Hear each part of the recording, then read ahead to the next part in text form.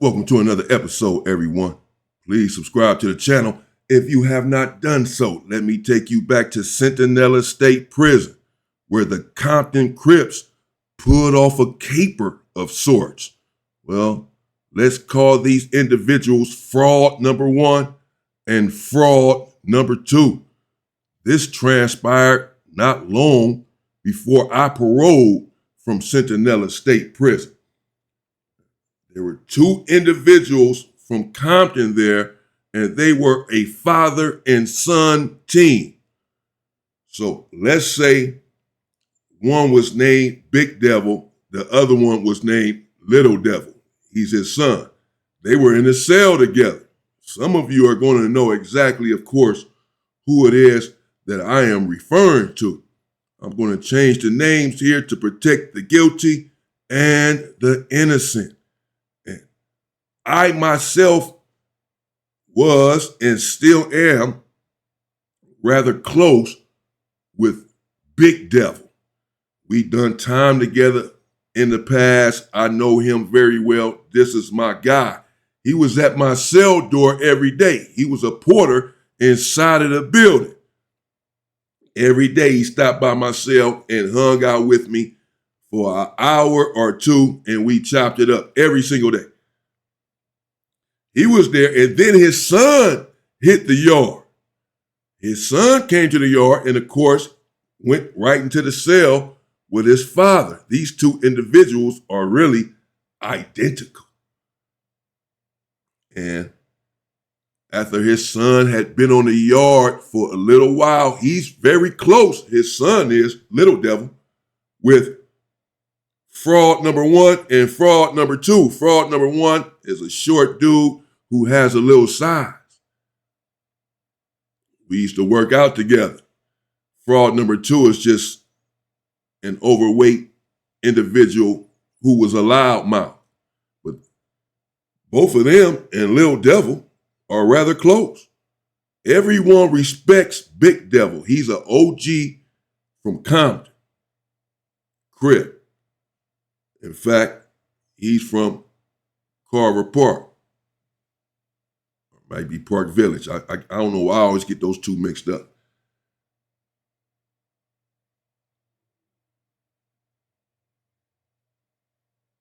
Pretty sure it's Park Village. Okay, I'm sitting here thinking, I want to get this right. But okay, but he's well respected. His name be ringing everywhere. He's an OG from his hood. This is not up for debate. He's an OG, a well-respected one. Okay. Everything is fine on the yard. Word comes down that Little Devil is a rat. Little Devil is a snitch. The OG's son, he's also really from the hood. He's not just living off of his father's name.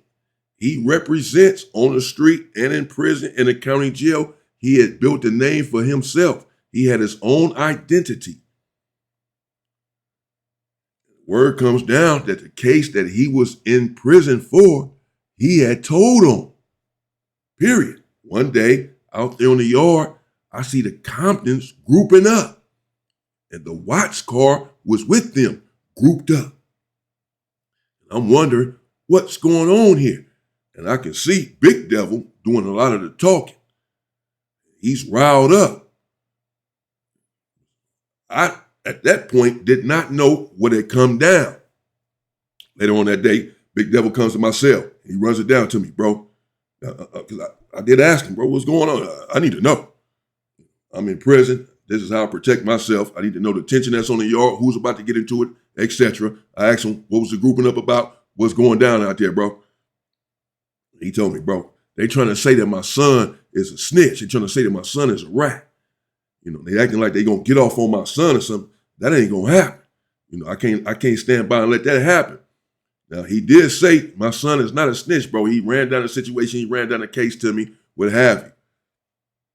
But they said that they had the paperwork, I guess. The paperwork didn't hit the prison. Because Little Devil had already been on the yard for a little while. And no one was saying that he was a snitch. He was cool. He was in the cell with his father. Everything was good. He was well respected. Again, so was his father. Then the paperwork came down, apparently, indicating, illustrating that this individual was a Sammy the Bull. He had turned cold. What to do? They love his father and respect him tremendously, but the rules are the rules, the politics are the politics. So I'm thinking that any day, Little Devil's days are numbered. I'm watching every time he go to the day room, when he go to the yard, I'm thinking they're about to attack this dude, but they're going to have to attack his father too. He's already made it explicitly clear that he's not going to stand by and allow anyone to put their hands on his son. But can they attack his father? He's not a snitch. He hasn't done anything wrong. When they attack Little Devil, are they going to attack his father too? And just say, man, hey, we thought that we had to get him as well. Is that a good enough excuse to attack an OG? I don't know. I'm not sure how this is all going to unfold. I just know that it's about to go bad. Big Devil gets sick. I spoke with him not too long ago. He had caught cancer or something. Unfortunately. Shout out to my guy. They transferred Big Devil to a medical facility, a medical prison, if you will, to help treat his illness that was coming on fast. And as soon as they transferred Big Devil, fraud number 1 and fraud number 2 attacked Lil Devil. Now, the thing is, they had his phone. They had Little Devil's telephone, his cellular phone. They had the phone. And they were just trying to keep the phone. They did not attack him because he was supposed to be a snitch. That was the cover that gave them the right, that gave them the go-ahead to attack him. But they been had the green light. They been had to go ahead. They had that while Big Devil was there still in the cell with him. And they didn't attack him. They didn't run in the cell and attack him. They didn't attack him on the yard while his father wasn't around. Any of this stuff. They waited until his father got sick, transferred to another prison, and then asked him, hey man, let us use the phone. Knowing the whole time they was going to keep the phone and attack him. That's what they did. He let them use the phone. As soon as he gave them the phone, later on that day or the next morning, what have you, they came out to the yard and attacked Lil Devil without a weapon, though. I know when I talked to Big Devil, he was still hot about this. He said he knew who had called the shot on this. He was extremely upset. As you can imagine, this is his son, but I mean, I don't know. I'm not from Compton. I don't know the situation with the paperwork or what have you. They felt like he was no good, that he was a snitch. But the thing is, he was still on the yard all of that time. For at least some weeks after they had found this out, if not some months, before his father transferred. They had all the opportunity in the world to attack this individual if that was their mission, if that's what they felt like needed to be done. Nevertheless, they waited till Big Devil left, got sick with cancer, went to a different facility to be treated for this cancer. And then they got his cell phone and they attacked.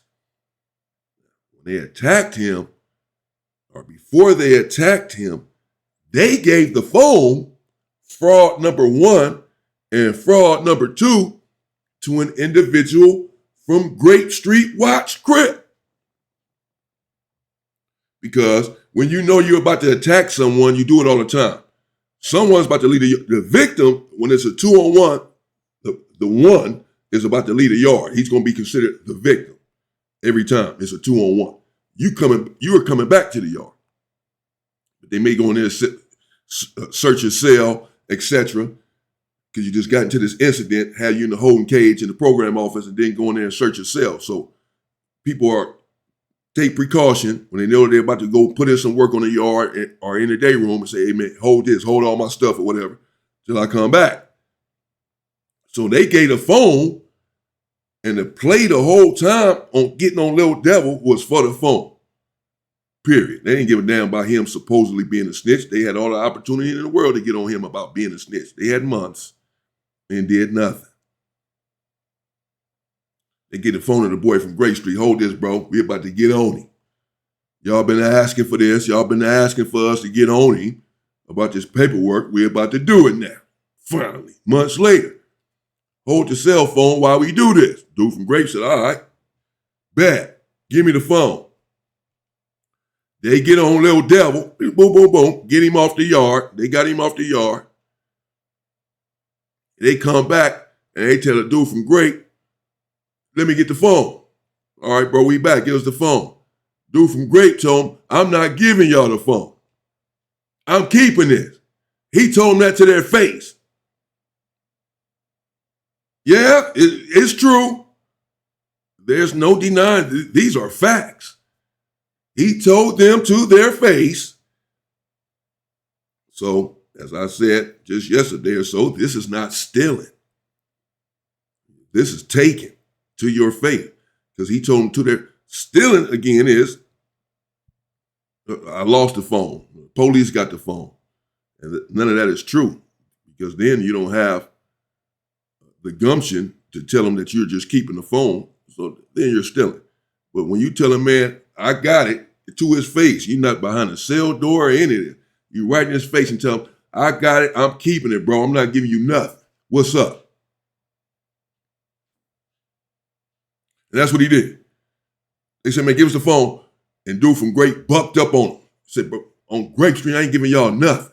I'm keeping that phone. What's up? Because he said, these dudes are marks. Y'all some busters. Y'all just outed yourself. This is what he said to himself when he cultivated the sinister machinations. When he said, I'm just going to hold on to the phone. What was his reasoning? Well, clearly, he said to himself, y'all waited until the man's father got sick with cancer and had to transfer to medical before y'all made a move. Y'all had months. If you're sticking to the rules and the protocols, you would have attacked him the moment the paperwork hit the yard. Regardless of who he's in the cell with, regardless of who his father is. And it's some coward stuff to wait until his father leaves. You had a legitimate reason to attack him. True. But that reason was there. You possessed that reason for months and did not act on it until his father left. And then you did it really to keep his phone. It's not even that you're standing on business. It's not even that this dude's a snitch, he got to go. Because again, if that was the case, you would have did that long ago. It's only that you want his cell phone, and the dude from Grape Street recognized that. He said, man, y'all some cowards, bro. Y'all wait till his pops left, then y'all really just did it to keep his phone. Y'all didn't even do it to stand on business. Man, nah. Y'all ain't. What y'all gonna do? I don't believe y'all gonna do anything. I'm keeping the phone, bro. What's up? He told them that on the yard to their face. There was some dudes from Watts there, some grimy dudes from Grape. Bamski, it was a gang of them dudes up in there. Yeah, it was a few of them, man. I'm not even gonna name all of them right now, but it was quite a few, and some of them were real grimy, straight from the projects. And they snatched it and told them we ain't giving you nothing back. And them two dudes from Compton, Crip, fraud number 1 and fraud number 2, did absolutely nothing. They did not do anything. Zero. He flexed up on them, pressed up on them, with his chest out, looked them both in their eye. Both of them were right there. And he told both of them, man, I ain't giving y'all nothing. I'm keeping that on Grape Street. I'm keeping that phone, bro. What's up? And he was ready to go live. Clearly. He was ready to go up about it. He was ready to go live. If they just said anything, made a move, he was ready to go live. And they recognized that. And stood down. Where's all the bravado? You just attacked Lil Devil. What happened to the violent nature? It dissipated quickly. They did nothing but accepted that. That's what happened. Let me know what you think in the comments. This transpired again not long before I paroled from Centinela State Prison. CR, indeed. Park Village, Compton Crip. The OG homie and his son, as I said, they were there on the yard with me for some time before all of this transpired. Waited till his pops left and then got on him, bro. They did. Over the cell phone, though. But then, hey, they ended up losing the phone anyway. Let the dude from Grape take the phone from them, and they did nothing. Zero. Stay safe and stay free, people. Stay out of there, right? What is this? Something that you don't want to be involved in. Something I think my lucky stars every morning that I'm no longer a part of inside of that place. And trying to stay focused and stay free myself. And I encourage you all to do the same thing every day. Just remember, it takes 20 seconds to get into trouble and 20 years to get out of it. Think before you act. Stay safe and stay free, people.